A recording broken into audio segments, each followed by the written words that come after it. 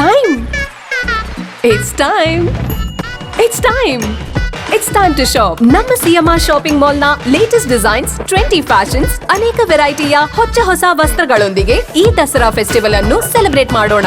CMR shopping mall ನ ಅದ್ಭುತವಾದ ಶುಭ ಆರಂಭ ಆಫರ್ಗಳು 1+1 combo offer up to 51% off ಮತ್ತು ಇನ್ನೂ ಅನೇಕ. ನಮ್ಮ ಶಾಪಿಂಗಿನ ಬೆಸ್ಟ್ ಡೆಸ್ಟಿನೇಷನ್ ರಾಯಚೂರಿನಲ್ಲಿ. 1 ವರ್ಷಕ್ಕೂ ಹೆಚ್ಚು ಕಾಲ ಆಡಳಿತ ನಡೆಸಿರುವ ಮೋದಿಯವರು ತಮ್ಮನ್ನು ಹೊಗಳಿಸಿಕೊಳ್ಳಲು ಸೆಲೆಬ್ರಿಟಿಗಳಿಂದ ಮೋದಿ ಹೈ ತೋ ಮುಮ್ಕಿನ್ ಹೈ ಎಂದು ಹಾಡಿಸುತ್ತಿದ್ದಾರೆ ಎಂದರೆ ಪ್ರಧಾನಿ ಮೋದಿಯವರು ಅತ್ಯಂತ ದುರ್ಬಲರಾಗಿದ್ದಾರೆ ಎಂದರ್ಥ ಎಂದು ಕಾರ್ಮಿಕ ಸಚಿವ ಸಂತೋಷ್ ಲಾಡ್ ಅರ್ಥೈಸಿದರು. ನಗರದಲ್ಲಿ ಸುದ್ದಿಗಾರರೊಂದಿಗೆ ಮಾತನಾಡಿದ ಅವರು, ಬಿಹಾರ ಚುನಾವಣೆಗೆ ಹಣದ ಹೊಳೆ ಹರಿಸುತ್ತಿದ್ದಾರೆ. ಈಗಾಗಲೇ ಮಹಿಳೆಯರಿಗೆ 10,000 ಕೋಟಿ ಹಣ ಕೊಟ್ಟಿದ್ದಾರೆ. ಹಣ ಕೊಟ್ಟು ಚುನಾವಣೆಯ ಪ್ರಚಾರ ಆರಂಭಿಸಿದ್ದಾರೆ. ಇದು ಪ್ರಜಾಪ್ರಭುತ್ವದ ಕಗ್ಗೋಲೆ ಎಂದ ಅವರು, ಚುನಾವಣಾ ಆಯೋಗವು ಅವರ ಪರವಾಗಿ ಕೆಲಸ ಮಾಡುತ್ತಿದೆ ಎಂದು ಆರೋಪಿಸಿದರು. ದೇಶದಲ್ಲಿ ಆರ್ಎಸ್ಎಸ್ ಬ್ಯಾನ್ ಮಾಡಿದವರೇ ಸರ್ದಾರ್ ವಲ್ಲಭಾಯ್ ಪಟೇಲ್ ಅವರು. ಇತಿಹಾಸವನ್ನು ಬಿಜೆಪಿಯವರು ಗಮನಿಸಲಿ. ಆರ್ಎಸ್ಎಸ್ ವಿರುದ್ಧ ವೈಯಕ್ತಿಕವಾಗಿ ಮಾತನಾಡಿಲ್ಲ, ಸೈದ್ಧಾಂತಿಕ ವಿಚಾರವಾಗಿ ಹೇಳಿದ್ದೇನೆ ಎಂದು ಸ್ಪಷ್ಟನೆ ನೀಡಿದರು. ಸಚಿವ ಪ್ರಿಯಾಂಕ ಖರ್ಗೆ ಅವರೊಂದಿಗೆ ಪಕ್ಷದ ನಾಯಕರು ನಿಂತಿದ್ದಾರೆ. ಸರ್ಕಾರ ಈ ಪ್ರಕರಣವನ್ನು ಗಂಭೀರವಾಗಿ ತನಿಖೆ ನಡೆಸಲಿದೆ. ಅವರಿಗೆ ಯಾವುದೇ ಅಪಾಯವಿಲ್ಲ ಎಂದು ಖರ್ಗೆ ಅವರಿಗೆ ಬೆದರಿಕೆ ವಿಚಾರವಾಗಿ ಕೇಳಿದ ಪ್ರಶ್ನೆಗೆ ಉತ್ತರಿಸಿದರು. ಆಂಧ್ರಪ್ರದೇಶ ಮುಖ್ಯಮಂತ್ರಿ ಚಂದ್ರಬಾಬು ನಾಯ್ಡು ಅವರ ಒತ್ತಡ ಕೇಂದ್ರದ ಮೇಲಿದೆ. ಅವರ ಓಲೈಕೆಯನ್ನು ಕೇಂದ್ರ ಸರ್ಕಾರ ಮಾಡುತ್ತಿದೆ. ಕೇಂದ್ರ ಸರ್ಕಾರ 50,000 ಕೋಟಿ ರೂಪಾಯಿಗಳ ಅನುದಾನವನ್ನು ಆಂಧ್ರಪ್ರದೇಶಕ್ಕೆ ನೀಡಿದೆ. ದೇಶದಲ್ಲಿ 5 ಸೆಮಿ ಕಂಡಕ್ಟರ್ಗಳಲ್ಲಿ ಪ್ರತಿಯೊಂದು ಯೋಜನೆ 5,000 ಕೋಟಿ ಇದೆ. 4 ಗುಜರಾತ್ಗೆ ತೆಗೆದುಕೊಂಡು ಹೋಗಿದ್ದಾರೆ. ಸಬ್ಕಾ ಸಾಥ್ ಸಬ್ಕಾ ವಿಕಾಸ್ ಎಲ್ಲಿದೆ? ಅದು ಕೇವಲ ಭಾಷಣಕ್ಕೆ ಸೀಮಿತ. ಕೇಳುವವರು ಯಾರು ಎಂದು ಪ್ರಶ್ನಿಸಿದರು. ಕಾರ್ಮಿಕರ ಕಲ್ಯಾಣಕ್ಕಾಗಿ ಪೆಟ್ರೋಲ್ ಮತ್ತು ಡೀಸೆಲ್ ಮೇಲಿನ ₹1 ಸೆಸ್ನಿಂದ ಅಸಂಘಟಿತ ಕಾರ್ಮಿಕರಿಗೆ ಸೌಲಭ್ಯ ಒದಗಿಸುವ ಯೋಜನೆಗೆ ಆದ್ಯತೆ ನೀಡಲಾಗುತ್ತಿದೆ ಎಂದು ಸಚಿವರು ಹೇಳಿದರು. ಅಲ್ಲ, ಇದು ಅಸಂಘಟಿತ ಕಾರ್ಮಿಕರು ಅಂತಕ್ಕಂಥದ್ದು ಹೇಳಿದ್ವಲ್ಲ, ಸುಮಾರು ಮೋರ್ ದನ್ 85% ಜನ ಇದ್ದಾರೆ ಕರ್ನಾಟಕದಲ್ಲಿ. ಆಲ್ ಓವರ್ ಇಂಡಿಯಾ 90% ಮೇಲೆ ಜನ ಅಸಂಘಟಿತರಿದ್ದಾರೆ. ಇವರಿಗೆ ಒಂದು ಎಲ್ಲರಿಗೆ ಯಾರು ಸಣ್ಣ ಕಸುಬು ಮಾಡ್ತಕ್ಕಂಥ ಸಣ್ಣ ಸಮಾಜಗಳು, ಕೈ ಕೆಲಸ ಮೇಲೆ ಆಧಾರಿತಕ್ಕಂಥ ಸಮಾಜಗಳನ್ನ ಸುಮಾರು 101 ಸಮಾಜಗಳನ್ನ ಗುರುತಿಸಿದ್ದೇವೆ. ಅವ್ರಿಗೆ ಇನಿಷಿಯಲ್ ಆಗಿ ಈಗ ಸ್ಮಾರ್ಟ್ ಕಾರ್ಡ್ ಕೊಡಬೇಕು. ಬೆನಿಫಿಟ್ ಏನು ಭಾಳ ದೊಡ್ಡ ಪ್ರಮಾಣದಲ್ಲಿ ಇಲ್ಲ. ಟ್ರಾನ್ಸ್ಪೋರ್ಟ್ ಡಿಪಾರ್ಟ್ಮೆಂಟಲ್ಲಿ ಸ್ವಲ್ಪ ಬೆನಿಫಿಟ್ ಸ್ವಲ್ಪ ದೊಡ್ಡ ಮಟ್ಟದಲ್ಲಿದೆ. ಅದಕ್ಕೆ ಸನ್ಮಾನ್ಯ ಮುಖ್ಯಮಂತ್ರಿ ಅವರಿಗೆ, ಸರ್ಕಾರಕ್ಕೆ ನಾವು ಇಡೀ ಅಸಂಘಟಿತ ವಲಯದಲ್ಲಿ ಬರ್ತಕ್ಕಂಥ ಸುಮಾರು 1,30,00,000 ಏನು ಕುಟುಂಬಗಳಿದ್ದಾವೆ, ಕೆಲಸ ಮಾಡ್ತಕ್ಕಂಥವ್ರು ಯಾರಿಗೆ ESI ಇಲ್ಲ, PF ಇಲ್ಲ, ಅವ್ರಿಗೆ ಆಕಸ್ಮಿಕವಾಗಿ ಅವ್ರ ಮನೇಲಿ ಏನಾರ ಸಾವಾಗಿದ್ರೆ, ಅವ್ರಿಗೆ ಏನಾರ ತೊಂದರೆ ಆದರೆ, ಅನಾನುಕೂಲ ಆದರೆ, ಹೆಲ್ತ್ ಇಶ್ಯೂಸ್ ಆದರೆ, ನಮಗೆ ನಮ್ಮ ಇಲಾಖೆಯಿಂದ ಆಗಿರಲಿ, ಇಡೀ all over Karnataka throughout India there is no any schemes for unorganise sector. So ಹಂಗಾಗಿ ಇವತ್ತು ನಾವು ಸ್ಪೆಷಲ್ ಆಗಿ ₹1 ಅಥವಾ ₹1 ವಿಶೇಷವಾಗಿ ಡೀಸೆಲ್ ಮೇಲೆ, ಪೆಟ್ರೋಲ್ ಮೇಲೆ ನಾವು ಸೆಸ್ಸನ್ನು ಕೇಳ್ತಾ ಇದ್ದೀವಿ. ಸೆಸ್ ಸಿಕ್ಕಿದ್ದಲ್ಲ, ಅದಾಗ ಏನಾಗುತ್ತೆ, ಜಾಸ್ತಿ ದುಡ್ಡು ನಮಗೆ ಈ ಒಂದು ಅನ್ಆರ್ಗನೈಸ್ ಸೆಕ್ಟರ್ಗೆ ಬರುತ್ತೆ. ಇದರಿಂದ ಭಾಳಷ್ಟು ಜನಕ್ಕೆ, ಇಡೀ ಅನ್ಆರ್ಗನೈಸ್ ಸೆಕ್ಟರ್ ಇರ್ತಕ್ಕಂಥ ಪ್ರತಿಯೊಬ್ಬರಿಗೆ ಅನುಕೂಲ ಮಾಡಲಿಕ್ಕೆ ಕೆಲಸ ಆಗುತ್ತೆ. ಇದ್ರ ಬಗ್ಗೆ ಜಾಸ್ತಿ ಅವೇರ್ನೆಸ್ ಕ್ರಿಯೇಟ್ ಮಾಡಬೇಕು, ಒಂದು ಮೂಮೆಂಟಮ್ ಬಿಲ್ಡ್ ಆಗಬೇಕು, ಅವ್ರ ಜೊತೆ ಹತ್ರಕ್ಕೆ ಬರಬೇಕು. ನಾವು ಮಾಡಿರ್ತಕ್ಕಂಥ ಕಾರ್ಯಕ್ರಮಗಳ ಬಗ್ಗೆ ಅವ್ರಿಗೆ ಮಾಹಿತಿ ಕೊಡಬೇಕು. ಕಾರ್ಡ್ ಕೊಡ್ಲಿಕ್ಕೆ ಬಂದಿದ್ದೇವೆ. ಇಲ್ಲ, ಸ್ಟೇಟ್ಮೆಂಟ್ಗಳು ಏನೇನಿದ್ರೆ ಹೇಳಿ. ನೋಡಿ, ಬೆದರಿಕೆ ಕರೆ ಅಂತಕ್ಕಂಥದ್ದು ನಾವು ಯಾರು ಎದುರಂಗಿಲ್ಲ. ಇಡೀ ಪ್ರಿಯಾಂಕಾ ಖರ್ಗೆ ಅವ್ರ ಜೊತೆಗೆ ಇಡೀ ಕಾಂಗ್ರೆಸ್ ಪಕ್ಷ ಇದೆ. ಎಲ್ಲ ಒರಿಜಿನಲ್ ಹಿಂದೂಗಳು, ಭಾರತ ದೇಶದಲ್ಲಿರ್ತಕ್ಕಂಥ ಎಲ್ಲ ಒರಿಜಿನಲ್ ಹಿಂದೂಗಳು ಅವ್ರ ಜೊತೆಗೆ ಇದ್ವಿ. ಐಡಿಯಾಲಜಿಕಲ್ ಡಿಫರೆನ್ಸ್ ಇರ್ಬೋದು. ಈ ಥರ ಬೆದರಿಕೆ ಆಗ್ತಕ್ಕಂಥದ್ದು ಮಾಡೋದು ಅದ್ರಾಗ ಅರ್ಥನೇ ಇಲ್ಲ. ಅದು ಯಾಕೆ ಹಂಗೆ ಮಾಡ್ತಾರೆ, ಯಾಕೆ ಹಂಗೆ ಮಾತಾಡ್ತಾರೆ, ಯಾರು ಮಾಡಿದಾರೆ ನನಗೆ ಗೊತ್ತಿಲ್ಲ.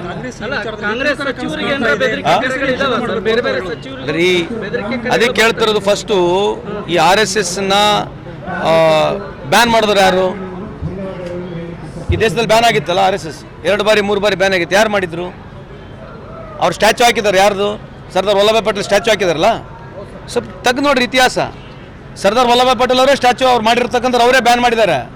ಇವ್ರು ದಿನ ಬೆಳಗ್ಗೆ ಇದ್ದರೆ ವಲ್ಲಭಾಯ್ ಪಟೇಲ್ ಸಾಹೇಬ್ರ ಬಗ್ಗೆ ಏನು ಮಾತನಾಡ್ತಾರಲ್ಲ, ಅವರೇ ಬ್ಯಾನ್ ಮಾಡಿರೋದು. ಯಾಕೆ ಬ್ಯಾನ್ ಮಾಡಿದ್ರೆ ಅಂತ ಕೇಳ್ಬೇಕಲ್ಲ ನೀವು ಅವ್ರಿಗೆ ಫಸ್ಟು.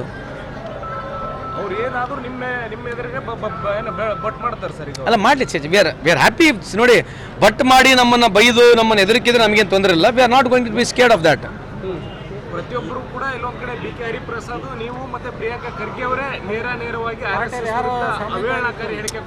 ನಾವು RSS ವಿರುದ್ಧವಾಗಿ ನಾನೇನು ಅವಹೇಳನಕ್ಕೆ ಹೇಳಿಕೆಯನ್ನು ಕೊಟ್ಟಿಲ್ಲ. ನಾನು ವಿಚಾರ ದೃಷ್ಟಿಯಿಂದ ಮಾತನಾಡ್ತೀನಿ. ಯಾವತ್ತೂ ಯಾರ ವಿರುದ್ಧವಾಗಿ ನಾನು ಪರ್ಸನಲ್ ಆಗಿ ಮಾತಾಡಿಲ್ಲ, ಮುಂದೆನೂ ಮಾತಾಡೋದಿಲ್ಲ. We are speaking in ideological terms. ಅಷ್ಟು ಬಿಟ್ಟರೆ ಪರ್ಸನಲ್ ಆಗಿ ಮಾತಾಡೋದು ಏನಿದೆ ಹೇಳಿ? ಇಷ್ಟುವರೆಗೆ ಯಾವುದನ್ನ ಇಂಟರ್ವ್ಯೂನಲ್ಲಿ ನಾವು ಯಾರಿಗಾನ ತಪ್ಪು ಮಾತಾಡಿರ್ತಂಗೆ ನಾವು ತೋರಿಸ್ರಿ. ಈಗ ಅವರೇ ಪ್ರಿಯಾಂಕ್ ಖರ್ಗೆ ಅವರಿಗೆ ನಿಮಗೆ ಜೀವ ಬೆದರಿಕೆ ಆಗ್ತಕ್ಕಂಥದ್ದು ನೀವು ಹೇಳಿದ್ದೀರಾ. ಸೊ ಡೆಫಿನೆಟ್ಲಿ ಹೆದರ್ತಕ್ಕಂಥದ್ದೇನು ಅವಶ್ಯಕತೆ ಇಲ್ಲ. ಇಡೀ ಕಾಂಗ್ರೆಸ್ ಪಕ್ಷ, ಇಡೀ ಭಾರತ ದೇಶದಲ್ಲಿರ್ತಕ್ಕಂಥ ಹಿಂದೂ ಮುಸ್ಲಿಂಗಳು, ಒರಿಜಿನಲ್ ಹಿಂದೂಗಳು, ಸಿಖ್ ಇಸಾಯಿಗಳು ಎಲ್ಲರೂ ನಾವು ಅವ್ರ ಜೊತೆಗೆ ಇದ್ದೀವಿ. ಬೇರೆ ಬೇರೆ ಸಚಿವರಿಗೆ ಬೆದರಿಕೆ ಬರ್ತಾ ಇದೆಯಾ ಹೇಗೆ? ಇಲ್ಲ, ಆ ಥರ ಏನು ಬಂದಿಲ್ಲ. ಬಂದರೆ ಹೇಳ್ತೀವಿ ನಿಮಗೆ ಖಂಡಿತವಾಗಿ. ಪಕ್ಷಕ್ಕೆ ಬಿಟ್ಟಿರ್ತಕ್ಕಂಥದ್ದು ಯಾವ ಮಾನದಂಡಗಳನ್ನ ಹಾಕ್ತಾರೆ ಅಂತ ನಮಗೆ ಗೊತ್ತಿಲ್ಲ. ಪಕ್ಷಕ್ಕೆ ಬಿಟ್ಟಿರ್ತಕ್ಕಂಥದ್ದು ವಿಶೇಷವಾಗಿ ಗ್ರಾಮ ಪಂಚಾಯತಿ, ತಾಲೂಕ್ ಪಂಚಾಯತಿ, ಗ್ರೇಟರ್ ಬೆಂಗಳೂರು ಏನಾಗಿದೆ ಅದ್ರ ಬಗ್ಗೆ ಚರ್ಚೆ ಆಗಿರ್ತದೆ. ರಾಯಚೂರಲ್ಲಿ ESI ಕ್ಲಿನಿಕ್ ಹಾಸ್ಪಿಟಲ್ ಇದೆ, 5-6 ತಿಂಗಳ ಟ್ಯಾಬ್ಲೆಟ್ಸ್ ಇಲ್ಲ. ನೀವು ಅಟ್ಲೀಸ್ಟ್ ಹಾಸ್ಪಿಟ್ಲಿಗೆ ಅಗತ್ಯ ಅಲ್ಲ. ನಿಮಗೆ ESI ನಲ್ಲಿ ಯಾರು IP ಹೋಲ್ಡರ್ಸ್ ಇದಾರಲ್ಲ ಸರ್, ಇಲ್ಲಿ ಕ್ಲಿನಿಕ್ ಎಲ್ಲ ಇದೆ, ಮಾತಾಡಕ್ಕೆ ಬಿಡಿ ಸರ್. ಅದಕ್ಕೆ 50,000 ಮಿನಿಮಮ್ಮು ಅವರಿಗೆ ನಮಗೆ IP ಹೋಲ್ಡರ್ಸ್ ಇರಬೇಕು, ಒಂದು ಆಸ್ಪತ್ರೆ ಆಗಬೇಕು. ಅದು ಕೇಂದ್ರ ಸರ್ಕಾರದ ಗೈಡ್ಲೈನ್ಸು. ಇವಾಗ ನಾನು ಮಾಡಿರ್ತಕ್ಕಂಥ ಗೈಡ್ಲೈನ್ಸ್ ಅಲ್ಲ. ಇಲ್ಲಿರ್ತಕ್ಕಂಥ ಶಾಸಕರು ಇರ್ತಕ್ಕಂಥ ಬೋಸರಾಜ್ ಸಾಹೇಬರು ಕೂಡ ನನಗೆ ಮನವಿ ಮಾಡಿದ್ದಾರೆ. ನಾನು ಹೇಳ್ದಲ್ಲ ಭಾಷಣದಲ್ಲಿ, ಮೇಡಮಿಗೆ ಮಾತನಾಡಿದ್ದೀನಿ, ಸಚಿವರಿಗೂ ಮಾತನಾಡಿದ್ದೀನಿ. ಹಾಸ್ಪಿಟಲ್ ಆಗಲ್ಲ ಸರ್, ಈಗ ಇರ್ತಕ್ಕಂಥ ಕ್ಲಿನಿಕ್ಕಿಗೆ ಔಷಧಿ ಇಲ್ಲ. ಈಗ ಇರ್ತಕ್ಕಂಥ ಕಾರ್ಮಿಕರು ನೀವು ಸಸ್ ಅಂತ ಹೇಳ್ತೀರಿ, ಈಗ ಮಾತಾಡಕ್ಕೆ ಬಿಡ್ರಿ. ನಾನು ಮಾತಾಡಿದ್ಮೇಲೆ ಮಾತಾಡಿ. ನೀವು ಈ ಥರ ಹೇಳಿದ್ದು ಇದೆ ಫಸ್ಟ್ ನನಗೆ ಗುರ್ತಾಗಿರ್ತಕ್ಕಂಥದ್ದು. If anybody has given a complaint to me, then I can act upon it. If nobody has given a complaint, surprisingly if you ask me how can I answer, ನೀವು ಹೇಳಿ. I am not aware. ನಾನು aware ಇದ್ದರೆ definitely ಹೇಳ್ತಿದ್ದೆ ನನಗೆ ಮೊದಲು ಯಾರನ್ನ ಹೇಳಿದ್ದಾರೆ ಅಂತೇಳಿ. ಇಲ್ಲಿವರೆಗೆ ಯಾರು ಅದ್ರ ಬಗ್ಗೆ ಹೇಳಿಲ್ಲ. ನೀವು ಹೇಳಿದಿರಿ, ಚೆಕ್ ಮಾಡಿ ನೋಡ್ತೀನಿ. ಯಾರನ್ನ IP ಹೋಲ್ಡರ್ಸು ನಮಗೆ ಈ ಥರ ಸಿಕ್ಕಿಲ್ಲ ಅಂತ ಹೇಳಿದ್ರೆ ನಾನು ಅದನ್ನ ಚೆಕ್ ಮಾಡ್ತೀನಿ. ಲೆಟ್ ಮಿ ಕಂಪ್ಲೇಂಟ್ ಹೇಳಿದ್ದು ನಿಮ್ಗೆ ಯಾರೋ ಕಂಪ್ಲೇಂಟ್ ಮಾಡಿರ್ತಾರೆ, ಹೌದಲ್ಲ ಸರ್? ಅಥವಾ ನಿಮ್ಮ ಮಾಹಿತಿಗೆ ಬಂದಿರ್ತಾರೆ. ಗುಂಡಿಗಳ ಬಗ್ಗೆ ಏನು ಚರ್ಚೆ ಆಗ್ತದೆ ಸರ್? ಬಹಳಷ್ಟು ಪ್ರಗತಿಪರರು ಧ್ವನಿ ಎತ್ತಾ ಇದ್ದಾರೆ. ಅಲ್ಲ, ಗುಂಡಿ ಇರ್ತಕ್ಕಂಥ ನಿಜ ಇದೆ. ಅದಕ್ಕೆ ಮುಖ್ಯಮಂತ್ರಿಗಳು, ಉಪಮುಖ್ಯಮಂತ್ರಿಗಳು ಭಾಳ ಸೀರಿಯಸ್ ಆಗಿ ತಗೊಂಡಿದ್ದಾರೆ. ಆಲ್ರೆಡಿ ಪ್ರಕ್ರಿಯೆ ಚಾಲೂ ಆಗಿದೆ. ಗುಂಡಿ ಮುಚ್ಚತಕ್ಕಂಥ ಪ್ರಕ್ರಿಯೆ ಚಾಲೂ ಆಗಿದೆ. RTPS YTPS ಇದೆ. ಇಲ್ಲಿಯ ಗುತ್ತಿಗೆ ಕಾರ್ಮಿಕರು ಕೆಲವು ಸೌಲಭ್ಯಗಳನ್ನು ಕೇಳ್ತಿದ್ದಾರೆ. ನಿಮ್ಮ ಕಾರ್ಮಿಕ ಇಲಾಖೆ ಅಧಿಕಾರಿಗಳು ಅವ್ರದ್ದೊಂದು ಮೀಟಿಂಗ್. ನಿಮ್ಮ ಹೆಸರು ಬ್ರದರ್? ವೆಂಕಟೇಶ್ ಅಣ್ಣ. ನಾನೇ ಸ್ವತಃ ಒಂದು 5-6 ಮೀಟಿಂಗ್ ಮಾಡಿದ್ದೀನಿ ಇಲ್ಲಿ ಬೆಂಗಳೂರಲ್ಲಿ. ಒಂದು ಹಂತಕ್ಕೆ ಒಂದು ತರ್ಕಕ್ಕೆ ಬಂದಿದೆ. ಒಂದು ಹಜಾರ್ಡೇಸ್ ಏನಿದೆ ಅವಲ್ಲ, ಹಜಾರ್ಡೇಸ್ ಕೆಲಸಗಳಿಗೆ ಜಾಸ್ತಿ ದುಡ್ಡು ಕೊಡಬೇಕು, ಹಜಾರ್ಡೇಸ್ ಮೇಂಟೆನೆನ್ಸ್ ಕೊಡಬೇಕಂತಕ್ಕಂಥದ್ದು ಒಂದು ಕಾನೂನು ಮಾಡ್ತಾ ಇದ್ದೀವಿ. ಅಂದರೆ ವೇರ್ ಆಸ್ಕಿಂಗ್ ದೆಮ್. ಎರಡನೇದು, ಇಲ್ಲಿ ಅದೇ ಹೇಳಿದ್ವಲ್ಲ, ಈಗ ಸೊಸೈಟಿ ಮುಖಾಂತರ ಮಾಡಿದ್ರೆ ಔಟ್ಸೋರ್ಸ್ನ ನಿಂದಿರಿಸಲಿಕ್ಕೆ ಎಷ್ಟು ಪ್ರಯತ್ನ ಮಾಡೋಕ್ಕಾಗತ್ತೆ ಅಷ್ಟು ಮಾಡ್ತಾ ಇದ್ದೀವಿ. ಓವರ್ನೈಟ್ ಎಲ್ಲ ಚೇಂಜ್ ಆಗುತ್ತೆ ಅಂತ ಹೇಳಲ್ಲ, ಬಟ್ ಹಂತವಾಗಿ definitely will see this effort what we are taking. ಒಂದು ಸ್ವಲ್ಪ ಮಟ್ಟಿಗೆ ಹೆಲ್ಪ್ ಆಗುತ್ತೆ. ಕೇಸಸ್ ಕಮ್ಮಿ ಆಗಿದೆ. ಇಲ್ಲಿ ಏನಾಗುತ್ತೆ, ಈ ಕೆಲವು ಜಾಗದಲ್ಲಿ ನಮ್ಮ ಈ ಕಡೆ ಹೈದರಾಬಾದ್ ಕರ್ನಾಟಕದಲ್ಲಿ ಈ ಕಾಟನ್ ಫಾರ್ಮಿಂಗ್ ಏನು ಮಾಡ್ತಾರೆ, ಅವ್ರ ಮಕ್ಕಳನ್ನ ಅವರು ಉಪಯೋಗಿಸ್ತಾರೆ. ಇವತ್ತು ಬೀದರ್ನಲ್ಲಿ ಕೂಡ ನೋಡ್ಕೊಂಬಂದೆ. ಇದು ಸೋಷಿಯಲ್ ಇಶ್ಯೂ. ಇದು ನಾನಾಗಿರಲಿ ನೀವಾಗಿರಲಿ ನಿಂದಿರಿಸ್ಬೇಕಂದ್ರೆ ಈಗ ನೀವು ಒಂದು ಹೋಟ್ಲಿಗೆ ಹೋಗ್ತೀರಿ, ಒಬ್ಬ ಬಾಲ ಕಾರ್ಮಿಕರ ಮಕ್ಕಳನ್ನ ನೀವು ನೋಡಿದ್ರೆ ಅದಕ್ಕೆ ಇನ್ಫಾರ್ಮೇಷನ್ ಮಾಡಬೇಕು, ಅವ್ರನ್ನ ಹೊಡಿಬೇಕು, ಕೇಸ್ ಹಾಕ್ಬೇಕು ಅಂಬೋದಲ್ಲ. ಅವೇರ್ನೆಸ್ ಕ್ರಿಯೇಟ್ ಮಾಡಬೇಕು. We have to create more awareness, not to use. And whence we see, ನೀವು ಯಾರನ್ನ ನೋಡಿದರೆ ಅದಕ್ಕೂ ಸ್ವಲ್ಪ ಅವೇರ್ನೆಸ್ ಮಾಡಿ ಜನಕ್ಕೆ ನಾವು ಯಾರು ಸಿಗ್ತಾ ಇದ್ದಾರೆ. ಇಲ್ಲಿವರೆಗೆ ನಾವು ಎಷ್ಟು ರೈಡ್ ಮಾಡಿದ್ದೀವಿ, ಯಾರ ಮಕ್ಕಳು ಸಿಕ್ಕಿದ್ದಾರೆ, ನಾವು ಜಿಯೋ ಟ್ಯಾಗಿಂಗ್ ಮಾಡಿದ್ದೀವಿ. ಅಂದರೆ ಅವ್ರು ಎಲ್ಲಿದ್ದಾರೆ, ಎಲ್ಲಿಲ್ಲ, ಈಗ ಏನು ಓದ್ತಾ ಇದ್ದಾರೆ ಅಂತಕ್ಕಂಥದ್ದು ಟ್ಯಾಗಿಂಗ್ ಇದೆ. ಸೊ ಮುಂದೆ ಹೋಗಬೇಕಾಗಿದ್ರೆ SP ಅವರು, DC ಅವರು, ಇಲ್ಲಿರ್ತಕ್ಕಂಥ ಎಲ್ಲ ನಮ್ಮ ಇಲಾಖೆಯವರು, ಸುಮಾರು 11 ಇಲಾಖೆಗಳು ಸೇರಿ ಒಂದು ಟಾಸ್ಕ್ ಫೋರ್ಸ್ ಕಮಿಟಿ ಇದೆ. ಅವ್ರಿಗೆ ರಿಕ್ವೆಸ್ಟ್ ಮಾಡ್ತಕ್ಕಂಥದ್ದು, ನೀವು ಕೂಡ ಪ್ರೆಸ್ನವರು, ರೋಟ್ರಿ ಕ್ಲಬ್ನವರು, ಡಾಕ್ಟರ್ಸ್ಗಳು, ಪಬ್ಲಿಕ್ ಲೈಫ್ನಲ್ಲಿ ಇರ್ತಕ್ಕಂಥವ್ರು ಯಾರು ಮುತುವರ್ಜಿ ವಹಿಸಿ ಇದ್ರ ಬಗ್ಗೆ ಅವೇರ್ನೆಸ್ ಜಾಸ್ತಿ ಕ್ರಿಯೇಟ್ ಮಾಡ್ತಾ ಹೋಗ್ಬೇಕು. ಸರ್, ಇನ್ನೊಂದು ರಾಯಚೂರಲ್ಲಿ ಕಾರ್ಮಿಕರು ಕೂಡ ಹೆಚ್ಚಾಗಿದ್ದಾರೆ. ವಸತಿ ಶಾಲೆದು ಮಾಡ್ತಾ ಇದೀವಿ. ಎಲ್ಲೇ ಆಗ್ತಾ ಇದೆ? ಈಗ ಡಿಸ್ಟಿಕ್ಕಿಗೆ ಒಂದು ಕೊಟ್ಟಿದ್ದೀವಲ್ರಿ. ಈಗ ದದ್ದಲೂರು ಕಾನ್ಸ್ಟಿಟ್ಯೂನ್ಸಿಗೆ ಒಂದು ಮಾಡಿದ್ದೀವಿ. ಇವತ್ತು 31 ಮೊದಲನೇ ಹಂತದಲ್ಲಿ ಮಾಡಿದ್ದೀವಿ, ಇನ್ನೊಂದು 11. ಸೊ ಒಟ್ಟು ಓವರಾಲು ಒಂದೇ ವರ್ಷದ 42 ಕಾರ್ಮಿಕರ ವಸತಿ ಶಾಲೆ ಮಾಡ್ತಾ ಇದ್ದೀವಿ. ಕೇಂದ್ರ ಸರ್ಕಾರ ಬಹಳಷ್ಟು ವಿದೇಶಿ ಫಂಡ್ ಬರ್ತಂತ NGOಗಳಿಗೆ ಬಂದ್ ಮಾಡಿದ್ದಾರೆ. ಈಗ RSS ದುಡ್ಡು ಎಲ್ಲಿ ಬರ್ತದೆ ನನಗೆ ಗೊತ್ತಿಲ್ಲ, ಆಯ್ತಾ? ನಾನು ಸುಮ್ಮನೆ ಹಂಗೆ ಮುಗ್ಗ ಮಾತಾಡೋಕೆ ಹೋಗೋದಿಲ್ಲ. ನನಗೆ ಮಾತಾಡೋಕೆ ಬಿಡಿ ಸರ್ ದಯಮಾಡಿ. ನಮಗೆ ರಿಜಿಸ್ಟರ್ ಆಗಿದೆಲ್ಲ ಅಂತ ಕೂಡ ಗೊತ್ತಿಲ್ಲ. ಯಾರೋ ನನಗೆ ಹೇಳಿರ್ತಕ್ಕಂಥ ಸ್ನೇಹಿತರು ನಾವು ಚೆಕ್ ಮಾಡಿ ನೋಡಿದ್ರೆ ರಿಜಿಸ್ಟ್ರೇಷನ್ ಆಗಿತ್ತಿಲ್ಲ ಅಂತ ಕೂಡ ಗೊತ್ತಿಲ್ಲ. So I am not going to criticise anything about it. ಅವ್ರಿಗೆ ಎಲ್ಲಿಂದ ದುಡ್ಡು ಬರ್ತದೆ ಮುಂದೆ ಅವರೇ ಹೇಳ್ಬೇಕಲ್ಲ. ಈಗ ದುಡ್ಡು ಎಲ್ಲಿಂದ ಬರ್ತದೆ ಅವ್ರು ಹೇಳಿ. ನವೆಂಬರ್ ಕ್ರಾಂತಿ ಅಲ್ಲಿ ಏನಾಗಿದೆ, ಚಂದ್ರಬಾಬು ನಾಯ್ಡು ಒತ್ತಡ ಜಾಸ್ತಿ ಇದೆ. ಈ ನವೆಂಬರ್ ಕ್ರಾಂತಿ ಅಂದ್ರೆ ಚಂದ್ರಬಾಬು ನಾಯ್ಡು ಗೇರ್ ಹೊಡೆದ್ರೆ ಆತನೇ ಪ್ರೈಮ್ ಮಿನಿಸ್ಟರ್ ಆಗ್ಬಿಡ್ಬೋದು. ಆತಿಲ್ಲ ಅಂದ್ರೆ ಸರ್ಕಾರ ಬಿದ್ದು ಬಿಡ್ತೈತೆ. ಅದಕ್ಕಾಗಿ ಜಾಸ್ತಿ ಅವ್ರಿಗೆ ಪ್ಲೀಸಿಂಗ್ ಮಾಡಬೇಕು. 50,000 ಕೋಟಿಗೂ ಹೆಚ್ಚು ದುಡ್ಡು ಕೊಟ್ಟಿದ್ದಾರೆ. ಎಲ್ಲಿ? ಚಂದ್ರಬಾಬು ನಾಯ್ಡು ಸಾಹೇಬ್ರಿಗೆ ಕೊಟ್ಟಿದ್ದಾರೆ. ಸೊ ಹಂಗಾಗಿ ಪ್ಲೀಸಿಂಗ್ ಪಾಲಿಟಿಕ್ಸ್ ಇದೆ. ಸಬ್ಕಾ ಸಾಥ್ ಸಬ್ಕಾ ವಿಕಾಸ್ ಏನಿಲ್ಲ, ಅದು ಭಾಷಣಕ್ಕೆ ಮಾತ್ರ. ಅಲ್ಲಿ ನಮ್ದೇನಿದೆ, ಈ ಥರ ಪ್ಲೀಸಿಂಗ್ ಮಾಡಿ ಇವತ್ತು ಎಷ್ಟೋ ಪ್ರಯತ್ನ ಇದೇ ರೀತಿ ಸೆಮಿ ಕಂಡಕ್ಟರ್ 4 ಪ್ರಾಜೆಕ್ಟ್ ಓದಿದ್ದಾರೆ. ಎಲ್ಲಿ? ಗುಜರಾತ್ನಲ್ಲಿ. Out of 5 projects. ಅಂತಂದ್ರೆ ಸೇಮ್